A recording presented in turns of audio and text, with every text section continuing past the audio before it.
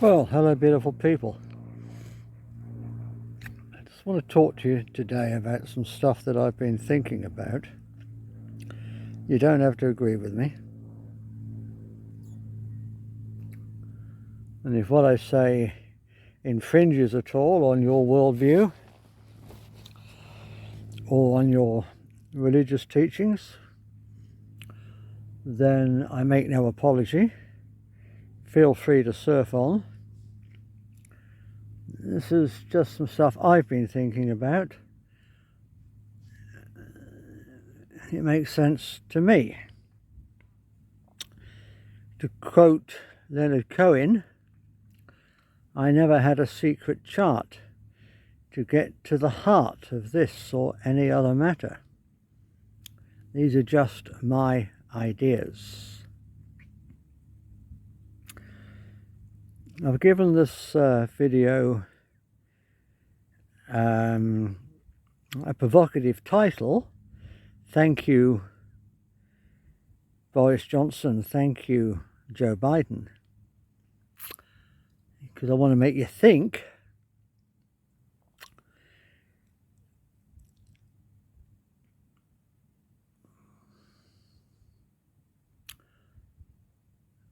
As Shakespeare said,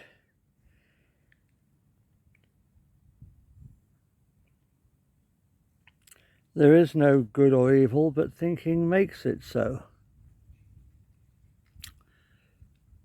Joe Biden and Boris Johnson aren't evil, although they may be playing that role. As Shakespeare also said, all the world's a stage, and all the men and women merely players. They have their exits and their entrances. And so do Joe Biden and Boris Johnson and Matt Hancock and all that lot. And Matt Hancock's just had his exit, hasn't he? So they all come and go, none of it's serious.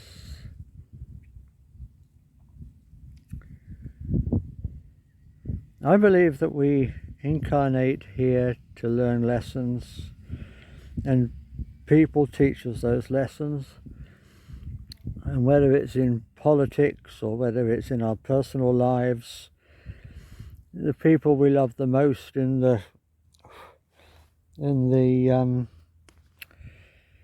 spirit world are the ones that come here to teach us the hardest lessons. Who else would be asked but our dearest friends?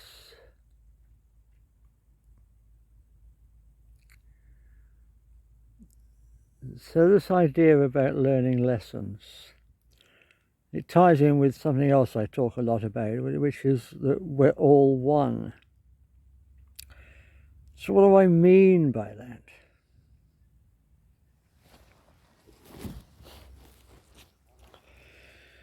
That I am you and you are me.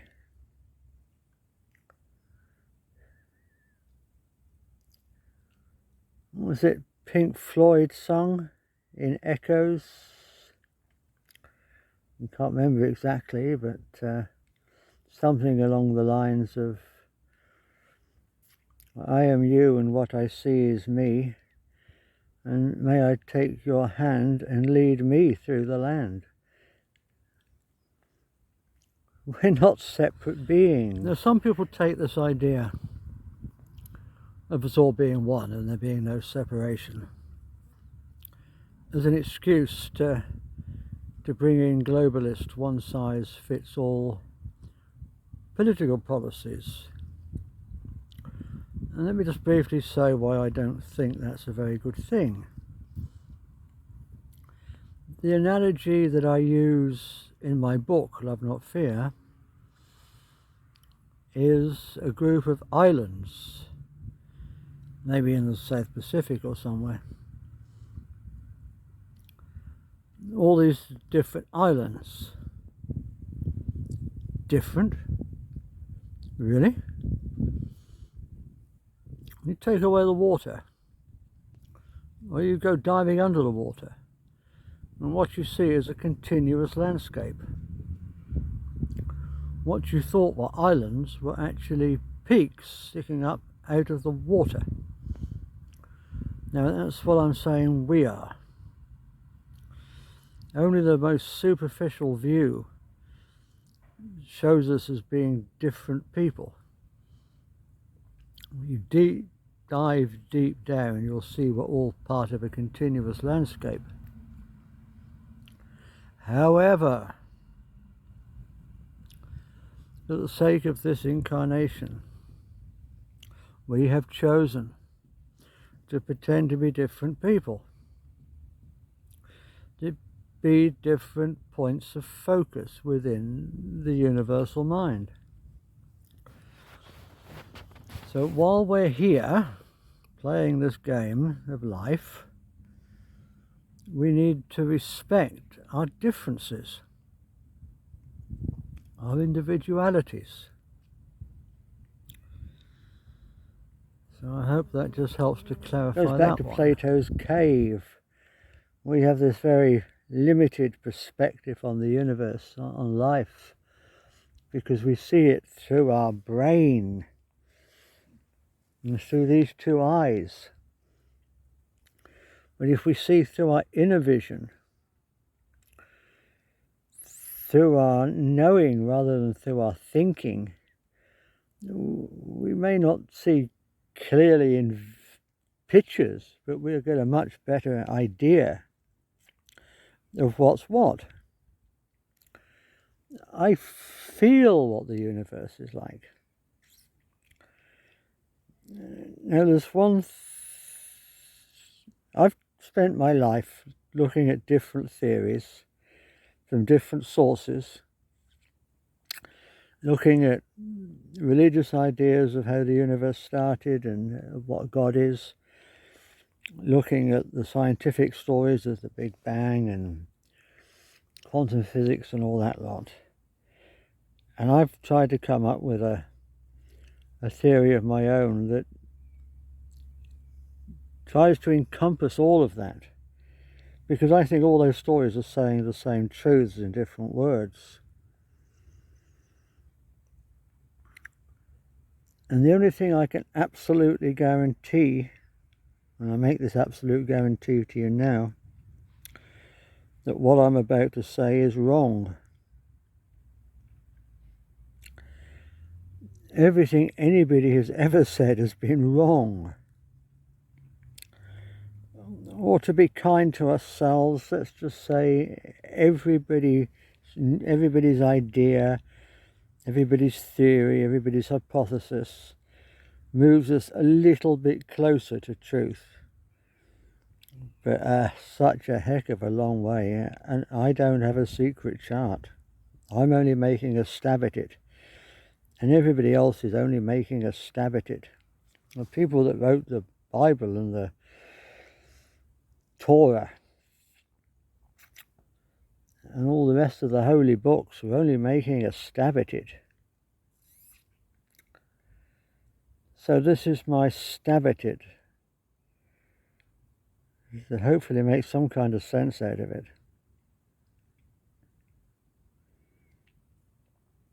You see, I've spent the last couple of days now in nature. I'm not in nature. I'm not attuning with nature. I am nature, and so are you. The job isn't to learn how to attune. The job is to learn how to forget the lie that we're separate.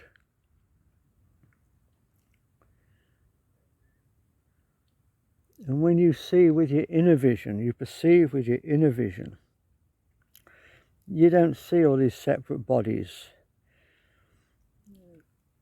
all the different people, all the different animals, all the different trees. You just see it's like a whirling cloud of energy.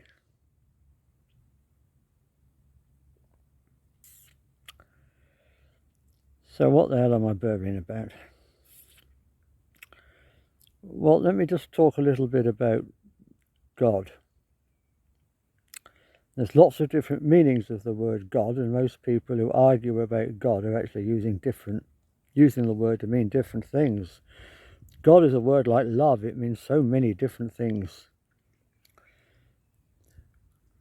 And most of the arguments are because people are having one meaning in their head, and the person they're arguing with has got the other meaning in their head, and they don't know anything about it. Something I wrote the other day about the word God. Substitute the word God for the word club, and you have people trying to tell you that your cricket club isn't a real club, it's a false club because you can't hit people over the head with it. You're just using the word differently. So in this particular talk I'm doing now, and I'm talking from the heart, I don't have a script, I never have a script. I'm using the meaning of the word to mean, firstly, the origin of everything, the creator of everything, if you want to use that terminology. I personally don't, and I'll tell you why in a minute.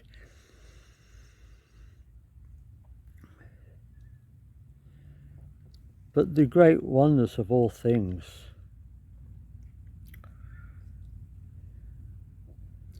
If you can imagine, if you can think, if you can believe, there is but one consciousness.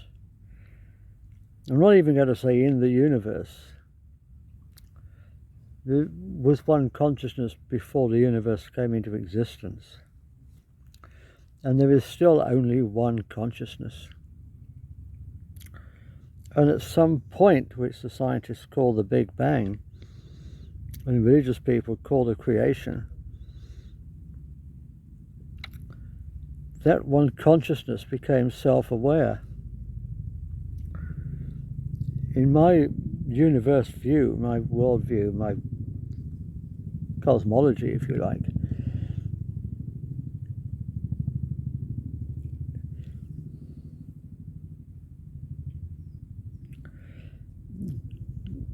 yes, we're all perfect, and God is perfect.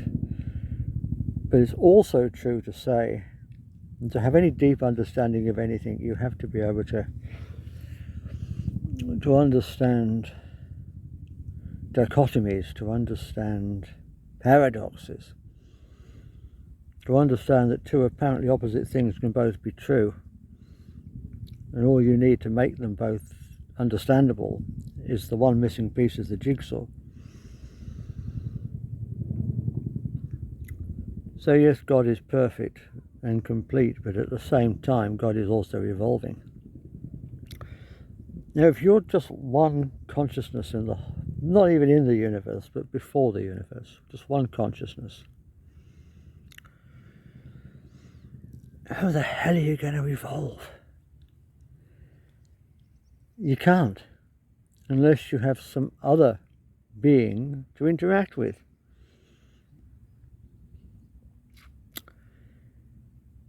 And if you want to use the creationist language, then you could say God created all those other beings, you and me. And you want to use an evolutionist language, then you'd say that God became all these other different beings, or even that God pretended to be all these other different beings. Whatever language you use, it's all true, in my opinion.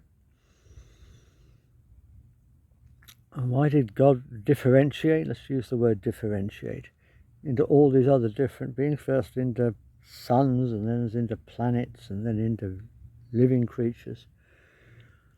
Why? Because God wanted some playmates. He wanted some beings to interact with, so it could grow.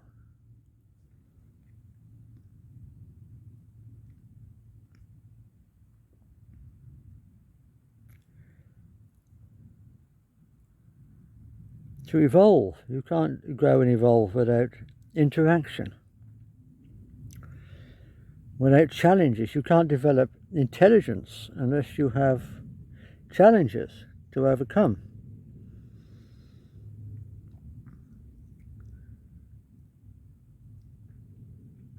Which brings me back to Boris Johnson and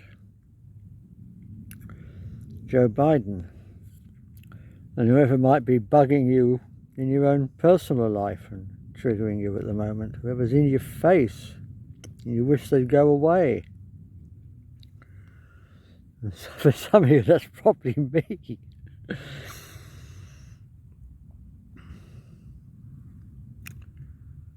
They're not your enemy. Yes, we can play at being enemies. We can play at standing up to the New World Order. We can play at resisting totalitarianism. We can play at handling whatever it is that's bugging you in your own personal life right now.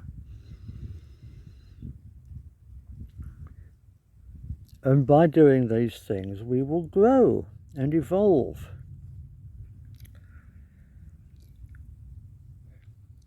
So are those people your enemies? Or are they your best friends because they're helping you evolve?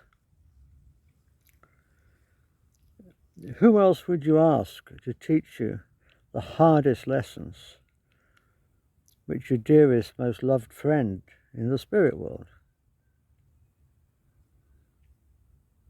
And even that's just an analogy.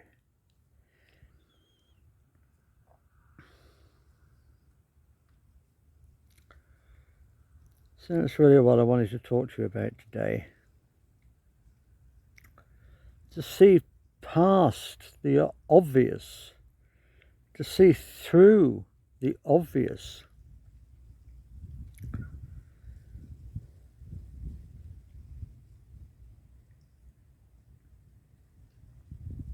To look deeper.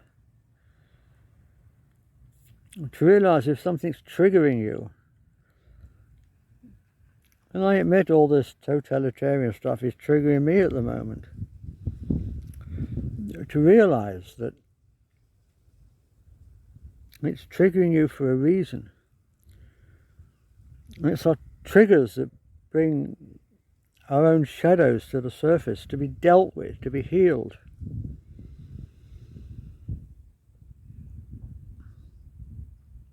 I'm not saying don't engage in the world as we see it. I'm not saying that. I'm saying when we engage, maybe we can choose to understand the deeper aspects of it, the deeper implications of why we're engaging. To sit with our feelings and not give them a story. That way we can heal ourselves. And that way we can draw a different set of experiences into our lives. Now, I hope this has made some sort of sense. It was completely off the cuff while I was on a walk. I'll catch up with you all again soon. Namaste.